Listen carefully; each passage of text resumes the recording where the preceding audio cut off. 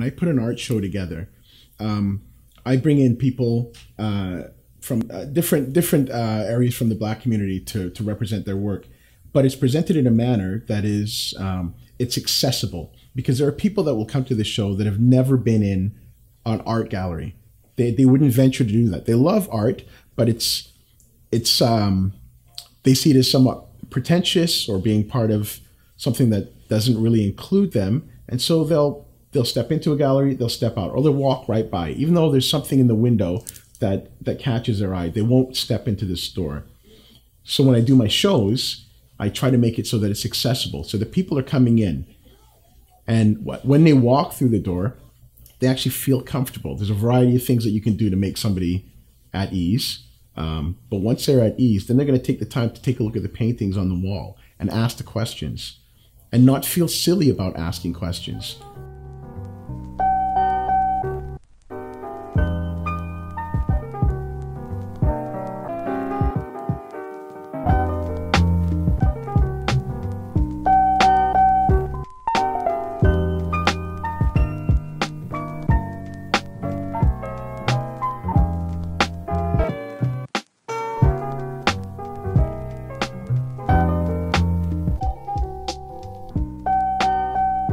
My name is Darren Jordan. I'm a child and youth development specialist. In short, I work in children's mental health in a program that assesses children and teens with psychiatric concerns. That's my vocation. My avocation is I am an artist, and I also produce shows in the city, music performances, spoken word, and I try to blend the two of them with those genres with visual arts, and try to bring it together in something that is hopefully entertaining for people. The stages of my fashion development have been many, and they've changed over the years. I was really aware of how to put things together and the importance of it when I was in junior high. And that just happened to be just part of the culture, the people that I associated with. We all cared about how we looked. It was important. And of course, when you're young, you ride the wave of trends. We're talking about in the 80s, I had the parachute pants. I had the military baggies. Baggies were a big thing back in the 80s. And it wasn't just clothing. In the Black community, hair is a major part of your fashion sense. And so a lot of it suffered through processing our hair to get what they call jerry curls, which all you have to do is look back at a few pictures of the 80s and some brothers back then, and you'll know exactly what I'm talking about. Wet, greasy, drippy, but at the time you thought, man, that looks good. Which of your principles best represents you?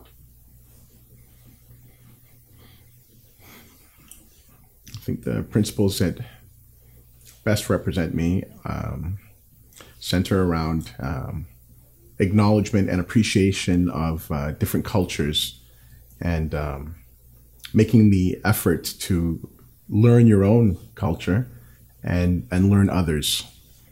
And I think that's imperative, particularly in the world today, that we have to have an appreciation for where we came from, what our narrative is, and equally, what are the stories about the people that are around us. And in doing that, one can find commonality and peace. Does that influence how you present yourself? Absolutely. I think that it's, not to sound cliche, but the apparel oft proclaim the man. How you dress can project who you are, how you feel, what your values are. I want to project the notion that I want to project the notion that I'm accessible. I want to project the notion that I care about how I present myself, and that I care about other people. And one needs to do that in a manner that looks good and is approachable. The way I do that is I think about where am I going to be that day? What am I going to be doing? And then I dress accordingly. So if I'm going to be at the head of a table running a meeting, then my attire will reflect that. It'll be a little bit more serious, a little bit more conservative. But at no point do I ever lose myself or sell out to fit into a particular idea of what I should be dressing like. But I do have respect for the venue that I'm in at the time and the people that I am around. I think it's really important with fashion that you have to be able to adapt, right? And you can do that. You should be able to have tea with the queen, or go hang out with your friends at a patio, and still be you, but dressed appropriately. So it's a balance. I think balance is the key word, because I don't want to dress for other people. I want to dress for myself, but I want to dress in a manner that is understandable or pleasing to others. No, I'm going to try that again. All right. Ask me that question again, but let me try that again. That is good. See, now you got me thinking. I know, right? Because I'm not dressing for other people, right? I'm not. But, But there is something about how fashion, I'm going to turn this into a conversation for just a second. There's something about it where I've been reading a lot about some fashion commentary since starting with these guys. Yeah. And how fashion is at both times about yourself and your personal representation, but it's also a kindness to other people that you show up, and I cared about seeing you, so I put effort into how I put effort into it, yes. I think that fashion can be a balance between self-representation and respecting other people. So when I go to an event or I'm going to meet friends, there's thought put into what I'm going to wear so that it's appropriate for the moment. But I don't sell out who I am in order to please somebody else. If it's a business meeting, I can still present myself in a manner that reflects how I feel and what my focus is at the time. If I'm going to go meet some friends out on a patio, I can dress in a manner that also lets people know that this is what I'm here for, and I'm still who I am. I'm still representing my fashion sense in a way that fits at the time for the moment. What do you think of local men's fashion? So I've been here for a long time, and men's fashion has evolved. There was a time where life on the prairies was often represented with plaid shirts and jeans and cowboy boots, and that was sort of something very common, and that's still there, and there's nothing wrong with that. But it's nice to see that Edmonton our community has evolved.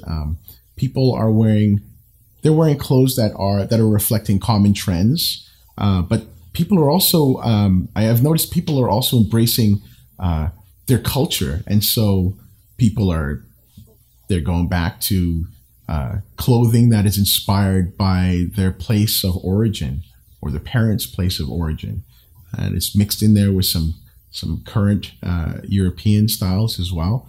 So I walk out the door and I go to an event, and I love the diversity that I'm seeing out there, which I think reflects our city.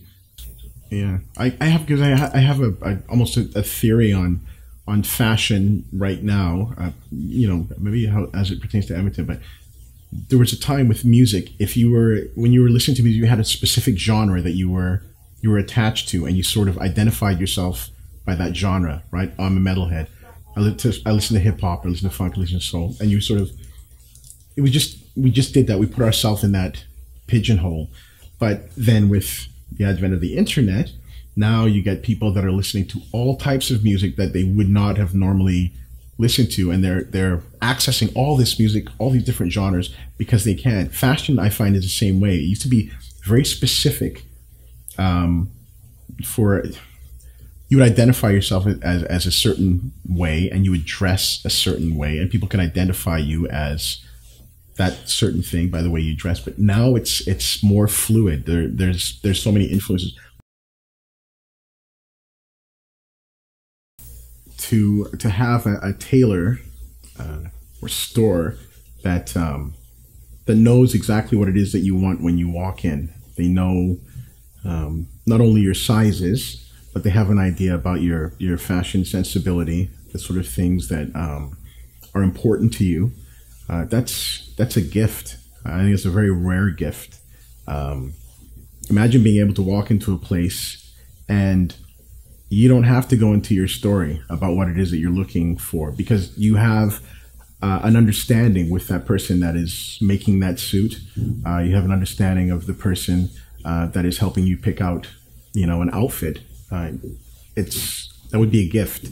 That sort of thing doesn't happen a lot. So I think when an individual finds a place like that or finds a tailor like that, you hold on to that like a friendship. What advice would you give to men and their approach to color in their fashion? I would say take chances. I think people are, they get comfortable. There are safe color palettes that they choose. But in today's day and age where fashion is concerned, you can throw in a pop of color anywhere, and it still works. You can still be safe and still be daring, still express maybe a part of your personality that you may not get from the pure gray suit and white shirt and tie. So I would say that it's okay to express yourself through color in your clothing. I've used the word balance. I'll go back to that again, because one doesn't want to present oneself as a clown, right? And so again, if you've got somebody that, if you know, or you have somebody that you can work with that can help you find that balance, why not color? More everything, more culture, more music, more food.